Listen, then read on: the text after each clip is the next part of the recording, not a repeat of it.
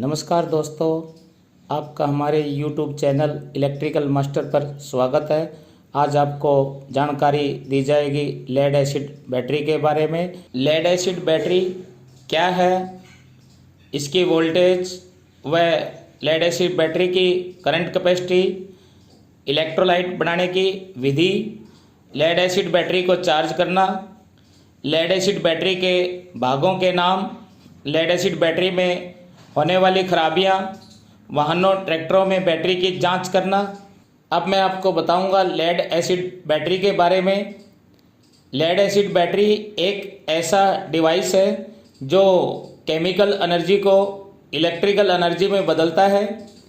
इसमें electrode lead के बने होते हैं, वह घुले हुए एसिड इलेक्ट्रोलाइट में डूबे रहते हैं। दो या दो से अधिक सेलों को जोड़कर लेड एसिड बैटरी बनाई जाती है।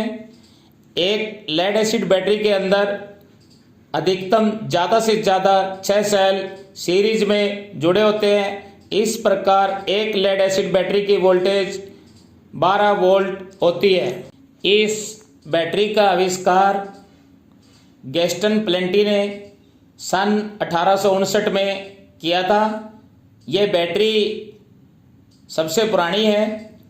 ये बैटरी अपनी कैपेसिटी से ज़्यादा करंट कुछ समय तक दे सकती है, इसलिए इस लेड एसिड बैटरी का वाहनों में सेल्फ स्टार्टर के लिए सबसे ज़्यादा उपयोग किया जाता है। आजकल लगभग सभी ट्रैक्टरों वाहनों में 12 वोल्ट की ही बैटरी इस्तेमाल की जाती है, परंतु अलग अलग ट्रैक्टरों में वाहनों में अलग अलग करंट कैपेसिटी की बैटरी लगी होती है, जिसका कार्य सेल्फ स्टार्टर को करंट प्रदान करना है, क्योंकि अलग अलग ट्रैक्टरों में अलग अलग पावर के सेल्फ स्टार्टर लगे होते हैं।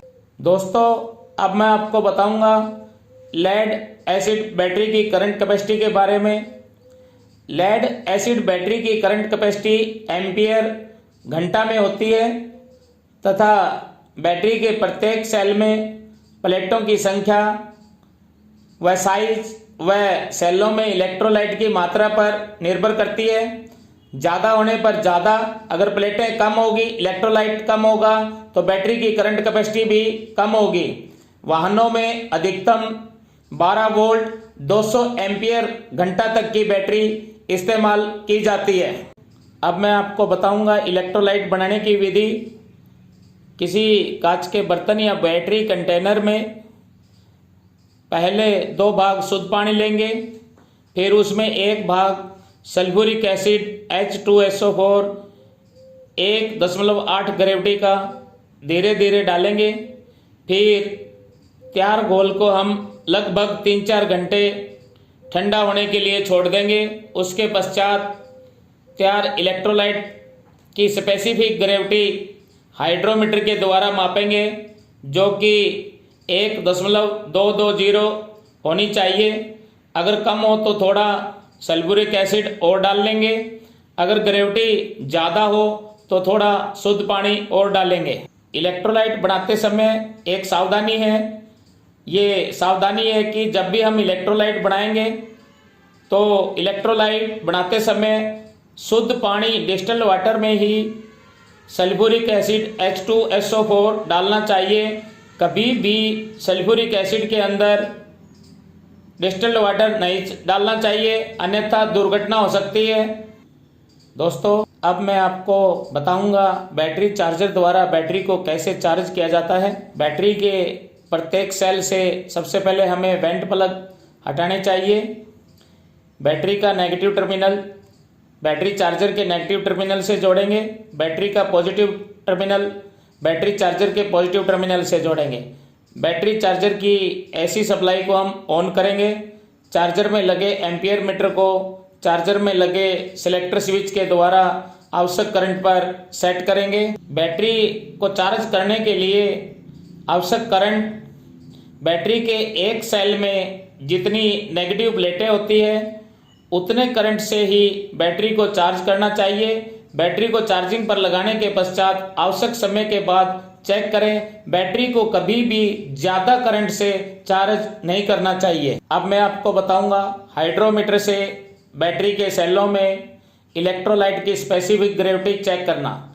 हाइड्रोमीटर से बैटरी के सेलों में इलेक्ट्रोलाइट की स्पेसिफिक ग्रेविटी चेक करने पर अगर बैटरी फुल चार्ज होगी तो प्रत्येक सेल में इलेक्ट्रोलाइट की स्पेसिफिक ग्रेविटी 1.250 से 1.280 तक होनी चाहिए। अगर ग्रेविटी 1.250 से कम हो व 1.200 से ज़्यादा हो तो बैटरी आधी चार्ज हाफ चार्ज कहलाएगी।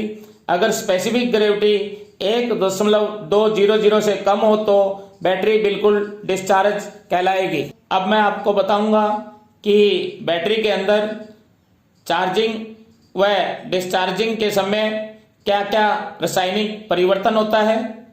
दोस्तों, बैटरी जब चार्ज पोजीशन में होती है तो बैटरी के प्रत्येक सेल में PbO2 positive plate plus 2H2SO4 electrolyte plus Pb negative plate होती है। और जब बैटरी डिस्चार्ज पोजीशन में होती है तो बैटरी के प्रत्येक सेल में PbSO4 lead sulphate plus 2H2O शुद्ध पानी प्लस PbSO4 लेड सल्फेट। इससे अभिप्राय है कि दोनों प्लेटें लेड सल्फेट की हो जाती है और इलेक्ट्रोलाइट में केवल डिस्टिल वाटर ही रह जाता है। अब मैं आपको बताऊंगा इलेक्ट्रोलाइट पर तापमान का प्रभाव। इलेक्ट्रोलाइट की स्पेसिफिक ग्रेविटी तापमान द्वारा भी प्रभावित होती है। तापमान घटने से इलेक्ट्रोलाइट की स्पेसिफिक ग्रेविटी बढ़ती है, तापमान बढ़ने से स्पेसिफिक ग्रेविटी कम होती है। जैसे 40 डिग्री सेल्सियस पर स्पेसिफिक ग्रेविटी 1.250 है तो 15 डिग्री सेल्सियस पर 1.268 होगी। अब मैं आपको जानकारी दूंगा लेड एसिड बैटरी के भागों के नाम। नंबर 1 है बैटरी कंटेनर। बैटरी कंटेनर कठोर रबड़ या बिटुमिन मटेरियल या आधुनिक प्रोपिलीन का बना होता है। 12 वोल्ट की बैटरी के कंटेनर में 6 कंपार्टमेंट बने होते हैं। प्रत्येक कंपार्टमेंट में नीचे खांचे स्लॉट्स बने होते हैं जो कि प्लेटों से गिरने वाले मटेरियल पदार्थ से प्लेटों को नीचे से आपस में साट होने से रोकते हैं। इन खांचों का नाम सेल एलिमेंट रेस्ट होता है। बैटरी कंटेनर अलग अलग करंट कैपेसिटी की बैटरी के लिए अलग अलग साइज के होते हैं। जैसे कम करंट की बैटरी के लिए छोटे साइज के, ज्यादा करंट की बैटरी के लिए बड़े साइज के होते हैं। Number 2 negative plate. Negative plate lead antimony की बनी होती है, स्लेटी रंग की होती है। एंटीमनी नरम लेड को सपोर्ट सामर्थ्य प्रदान करता है। इसकी इलेक्ट्रिक कंडक्टिविटी अच्छी होती है तथा ये इलेक्ट्रोलाइट की क्रिया से प्रभावित नहीं होता, परंतु एंटीमनी की मात्रा जितनी अधिक होगी उतनी ही गैस से अधिक निकलेगी, जिसके कारण बैटरी में समय समय पर अधिक पानी डालना पड़ेगा। Number 3 positive plate. Positive plate lead peroxide की बनी होती है। ये पॉजिटिव प्लेट चॉकलेट रंग हल्का सिंदूरी रंग की होती है। ये हम ऐसे भी कह सकते हैं PbO2 की बनी होती है। Number 4 separator. Separator insulated material के बनाए जाते हैं, जैसे लकड़ी, रबड़, गत्ता, PVC इत्यादि। वह नेगेटिव पॉजिटिव प्लेटों के बीच में लगाए जाते हैं। सेपरेटर प्लेटों को आपस में साट होने से मिलने से रोकते हैं। ये एक तरफ लाइनदार होते हैं जो कि पॉजिटिव की तरफ लगाए जाते हैं क्योंकि पॉजिटिव प्लेट से ज्यादा रासायनिक क्रिया होती है। Number 5 cell cover. Cell cover सख्त रबड़ एवं प्लास्टिक के बने होते हैं। ये बैटरी कंटेनर, बैटरी बॉक्स पर लगाए जाते हैं, सेलों को ढकने का कार्य करते हैं। इनके मध्य में सेंटर में प्रत्येक सेल में इलेक्ट्रोलाइट डालने के लिए सुराख होते हैं जिस पर वेंट प्लग ढक्कन लगाया जाता है। उस ढक्कन को हटाकर सेलों में इलेक्ट्रोलाइट डाला जाता है। ये सेल कवर अलग अलग करंट की बैटरी के लिए अलग अलग साइज के होते हैं। वेंट प्लग रबड़ का बना होता है, प्रत्येक सेल पर लगाया जाता है। इसे हटाकर बैटरी के सेलों में इलेक्ट्रोलाइट का लेवल चेक करते हैं। कम होने पर शुद्ध पानी डालते हैं। वेंट प्लग के बीच में एक सुराख होता है जो कि ट्रैक्टरों में, वाहनों में बैटरी चार्जिंग के दौरान गैसें बाहर करने का कार्य करता है। Number 7, cell connector. Cell connector lead के बनाए जाते हैं। एक सेल को दूसरे सेल के साथ जोड़ने के काम आते हैं। अलग अलग करंट की बैटरी के लिए अलग अलग साइज के होते हैं। Number 8, cell terminal. Cell terminal cell में प्लेटों को ग्रुप में जोड़ने के काम आते हैं। लेड के बनाए जाते हैं। नेगेटिव प्लेटों से जोड़े जाने वाला नेगेटिव सेल टर्मिनल, पॉजिटिव प्लेटों से जोड़े जाने वाला पॉजिटिव सेल टर्मिनल कहलाता है। Number 9, sealing compound. Sealing compound cell कवरों को बैटरी कंटेनर के साथ सील बंद करने के काम आता है। ये सेल कवरों को बैटरी कंटेनर के साथ चिपकाने के लिए, फिक्स करने के लिए भी लगाया जाता है। Number 10, battery terminal. बैटरी के 2 टर्मिनल होते हैं, लेड के बने होते हैं। नेगेटिव सेल टर्मिनल पर नेगेटिव टर्मिनल बनाया जाता है, वह पॉजिटिव सेल टर्मिनल पर पॉजिटिव टर्मिनल बनाया जाता है। नेगेटिव टर्मिनल के पास सेल कवर पर माइनस का निशान होता है, पॉजिटिव टर्मिनल के पास सेल कवर पर प्लस का निशान होता है। पॉजिटिव टर्मिनल नेगेटिव टर्मिनल से मोटा होता है। अब मैं आपको बताऊंगा बैटरी में होने वाली खराबियां और उनको ठीक करने का तरीका। नंबर 1 है सल्फेशन दोष। बैटरी को ज़्यादा दिनों तक डिस्चार्ज पोजीशन में छोड़ दिया जाए तो बैटरी की प्लेटों पर सल्फेट के बड़े बड़े क्रिस्टल जो रंग में सफ़ेद होते हैं बन जाते हैं। इन क्रिस्टलों को दोबारा चार्जिंग द्वारा सक्रिय मटेरियल में बदलना कठिन होता है। तो ऐसी बैटरी को ज़्यादा दिनों तक छोड़ दिया जाए तो ये क्रिस्टल बैटरी की प्लेटों के ग्रिड को तोड़ देते हैं, जिससे बैटरी की कैपेसिटी भी कम हो जाती है। वह सल्फेशन का कारण इलेक्ट्रोलाइट की अत्यधिक घनत्व, अत्यधिक स्पेसिफिक ग्रेविटी भी होता है। अगर अधिक सल्फेशन नहीं है प्लेटों पर तो बैटरी की चार्जिंग दर कम करके, मीनिंग सामान्य चार्जिंग दर का 10% रखकर दोबारा चार्ज किया जा सकता है, जिसे हम ट्रिकल चार्जिंग विधि कहते हैं। सल्फेशन को रोकने के लिए बैटरी की जांच नियमित तौर पर करनी चाहिए। इलेक्ट्रोलाइट का लेवल व स्पेसिफिक ग्रेविटी सही रखने के लिए उसमें डिस्टिल्ड वाटर, शुद्ध पानी डालना चाहिए।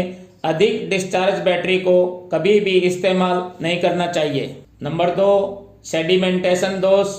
ये दोष बैटरी के सेलों में इलेक्ट्रोलाइट का लेवल कम होने के कारण एवं कम होने पर अशुद्ध जल, इम्प्योर वाटर डालने के कारण होता है, जिससे प्लेटें व सेपरेटर टूटने शुरू हो जाते हैं।